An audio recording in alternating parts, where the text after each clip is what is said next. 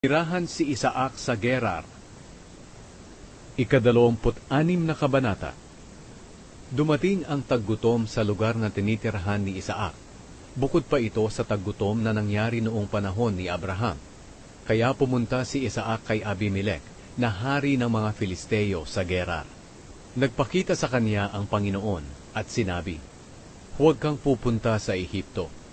Manatili ka sa lugar na ituturo ko sa iyo. Dito ka lang muna manirahan dahil sasamahan kita at pagpapalain. Ibibigay ko sa iyo at sa mga lahi mo ang lahat ng lupaing ito. Tutuparin ko ang ipinangako ko sa iyong amang si Abraham. Pararamihin ko ang mga lahi mo na kasindami ng mga bituin sa langit. At ibibigay ko sa kanila ang lahat ng lupaing ito. At sa pamamagitan nila pagpapalain ko ang lahat ng tao sa mundo. Gagawin ko ito dahil sumunod si Abraham sa akin. Tinupad niya ang lahat ng aking kautusan at katuruan. Kaya roon nanirahan si Isaac sa Gerar. Kapag may nagtatanong kay Isaac na taga-Gerar tungkol sa kanyang asawa, sinasabi niyang kapatid niya si Rebeka. Maganda si Rebeka, kaya natatakot siyang sabihing asawa niya ito, dahil baka siya'y patayin nila para makuha si Rebeka. Matagal-tagal na ang pananatili ni Isaac doon sa Gerar. At isang araw, nagkataon na dumudungaw sa bintana si Abimelech, na hari ng mga Filisteo, at nakita niyang naglalambingan sina Isaac at Rebeka. Kaya ipinatawag niya si Isaac at sinabi, "Asawa mo pala siya, bakit sinabi mo na kapatid mo siya?" Sumagot si Isaac, "Natatakot po kasi ako na baka patayin ninyo ako dahil sa kanya." Sinabi ni Abimelech, "Hindi mabuti ang ginawa mo sa amin. Kung nangyaring ang isa sa tauhan ko'y sumiping sa kanya, ikaw ang magiging dahilan ng pagkakasala namin." Binalaan agad ni Abimelech ang lahat ng tao. Sinabi niya, "Ang sino mang gagawa ng masama sa lalaking ito o sa asawa niya ay papatayin." Nang taon ding iyon, nagtanim si Isaac sa lugar na iyon, at masaganang masagana ang kanyang ani, dahil pinagpala siya ng Panginoon. Nagpatuloy ang pag-unlad niya hanggang sa yumaman siya ng husto.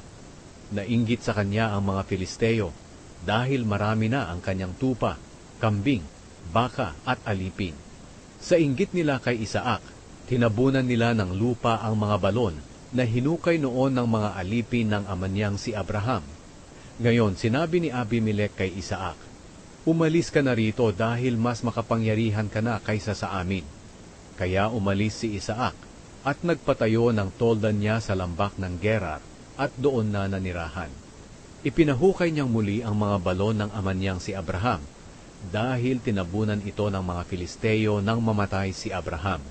Pinangalanan ni Isaac ang mga balon ng dati ring pangalan na ibinigay noon ni Abraham.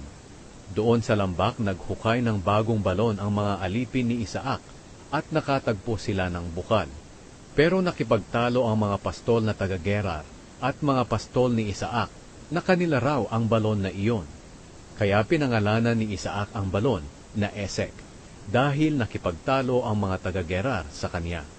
Muling naghukay ang mga alipin ni Isaac ng ibang balon, pero pinag-awayan din nila ito ng mga taga-Gerar. Kaya pinangalanan ni Isaac ang balon na Sitna. Umalis sina Isaac doon at muling naghukay ng panibagong balon. Hindi na nila ito pinag-awayan, kaya pinangalanan ito ni Isaac na Rehobot. Sapagkat sinabi niya, "Ngayoy binigyan tayo ng Panginoon ng malawak na lugar para lalo pa tayong dumami sa lugar na ito." Hindi nagtagal, umalis si Isaac sa lugar na iyon at pumunta sa Beersheba. Nang gabing dumating siya, nagpakita sa kanya ang Panginoon at sinabi, "Ako ang Diyos ng iyong ama na si Abraham. Huwag kang matakot, dahil kasama mo ako. Pagpapalain kita at bibigyan ng maraming lahi, dahil kay Abraham na aking lingkod." Kaya gumawa ng altar si Isaac at sumamba sa Panginoon. Nagpatayo siya ng tolda sa lugar na iyon at nagpahukay ng balon sa kanyang mga alipin. Ang kasunduan ni Isaac at Abimelech. Pumunta si Abimelech kay Isaac mula sa Gerar, kasama si Ahuzat na tagapayo niya, at si Pikol na pinuno ng kanyang mga sundalo. Nagtanong si Isaac sa kanila, "Bakit kayo pumunta rito? Hindi ba't galit kayo sa akin? Kaya pinaalis niyo ako sa lugar ninyo?" Sumagot sila, "Napatunayan namin na ang Panginoon ay kasama mo. Kaya naisip namin na dapat tayong gumawa ng kasunduan na may panata. Ipangako mo sa amin na hindi mo kami gagawa ng masama, dahil hindi ka rin namin ginawa ng masama nang naroon ka pa sa amin. Inaruga ka namin ng mabuti at pinaalis ka namin ng matiwasay. Ngayon, naway pagpalain ka pa ng Panginoon."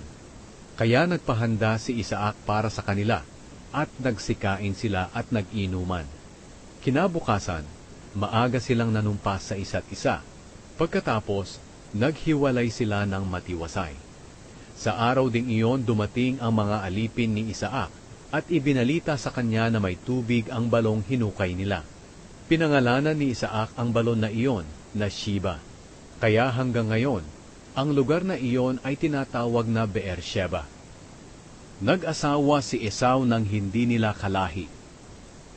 Nang 40 taong gulang na si Esau, napangasawan niya si Judith na anak ni Beeri na Heteo. Naging asawa rin niya si Basemat na anak ni Elon na Heteo rin. Ang dalawang babaeng ito ay nagbigay ng kalungkutan kina Isaac at Rebeka.